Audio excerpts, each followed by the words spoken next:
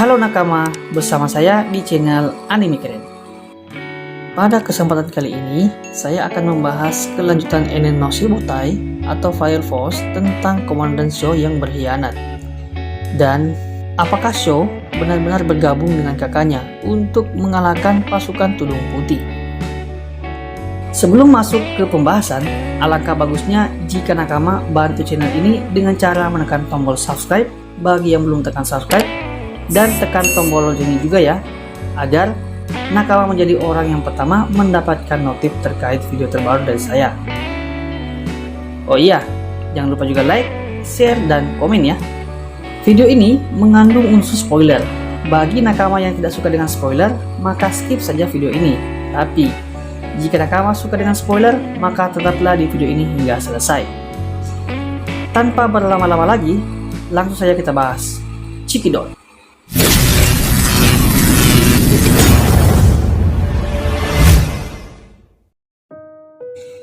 Makhluk besar tersebut mendekati pelabuhan dan melancarkan serangannya yang membuat pelabuhan hancur dan warga sekitar terbakar. Akan tetapi, Kapten Pan dengan tepat waktu menyelamatkan semua warga. Sehingga dari kejadian ini tidak ada korban jiwa. Kapten Pan datang bersama dengan Ogun dan Karin. Mereka pun siap membantu mengalahkan makhluk besar tersebut. Ogun pun langsung menyerang makhluk besar tersebut dan berhasil menghancurkan salah satu lengannya. Di sisi lain, Kuruno terlihat menemukan titik lemah dari makhluk besar tersebut. Dia pun langsung menyerang titik lemah tersebut dan berhasil memojokkan makhluk besar tersebut. Dari serangan dahsyat dari Kuruno, Ogun terlihat terkejut.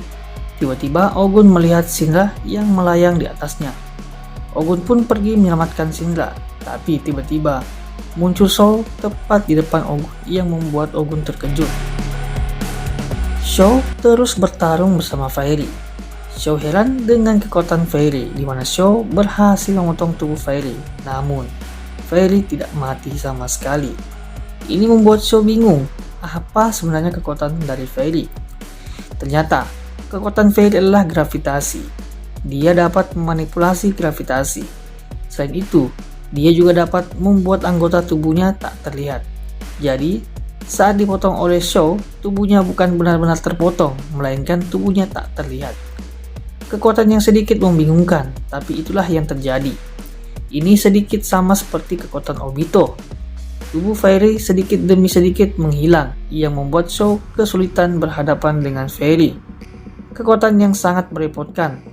Pertarungan Sho dan Fairy menandakan bahwa Sho berkhianat terhadap pasukan Tudung Putih. Sho pun menyelamatkan kakaknya.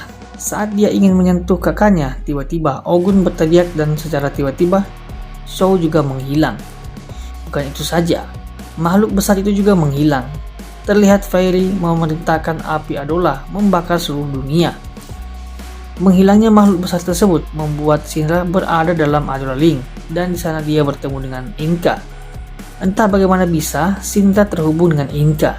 Kejadian yang sangat aneh terjadi. Kemudian, mereka membahas terkait dengan masa depan dan masa lalu.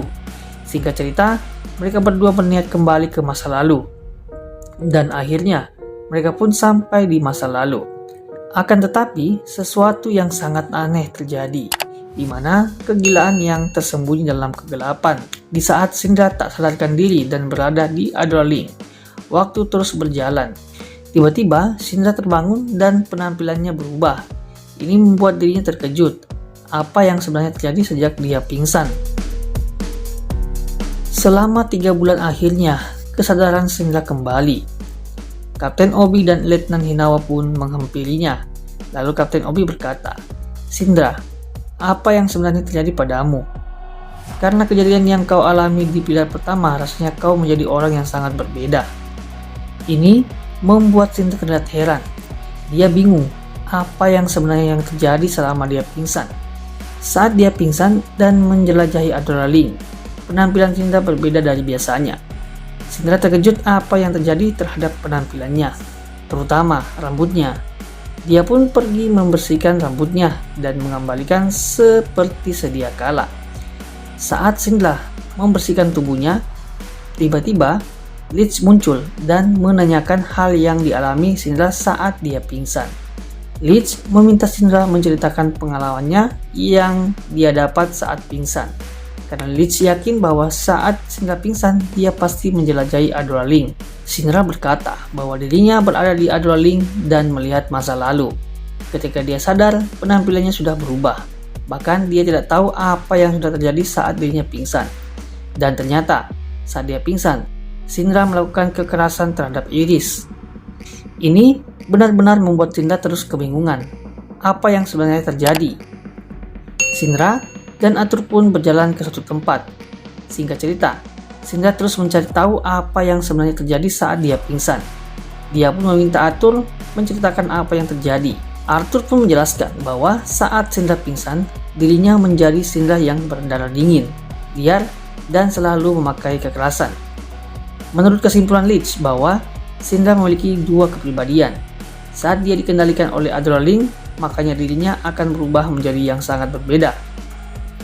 Masihkah ingat kalian saat dia berhadapan dengan Kapten Kopi 4?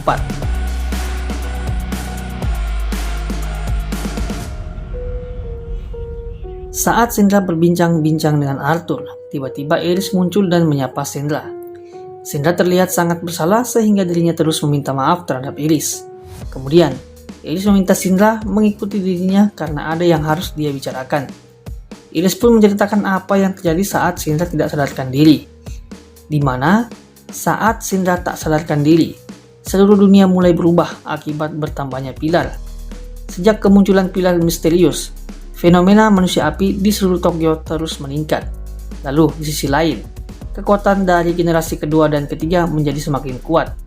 Berdasarkan analisa Kapten Hibana dan Ryito, bahwa dengan kemunculan pilar misterius membuat keberadaan dunia Adoraling semakin dekat.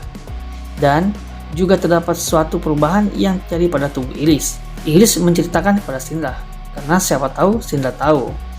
Iris pun menunjukkan kekuatan apinya. Ini membuat Shinra terkejut atas perubahan Iris. Di samping itu, Shinra juga senang karena Iris bisa mengendalikan kekuatan api. Inilah alasan kenapa saat di gereja yang selamat cuma Hibana dan Iris. Sesuatu yang membuat Shinra terkejut. Iris berkata rasanya seperti dia adalah tiruan dari sesuatu. Yang dimaksud adalah Iris tiruan dari pilar pertama.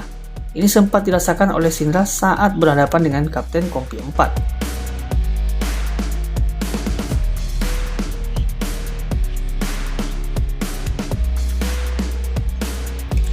Itulah kenapa saat Shinra tak sadarkan dirinya, dia menyerang Iris.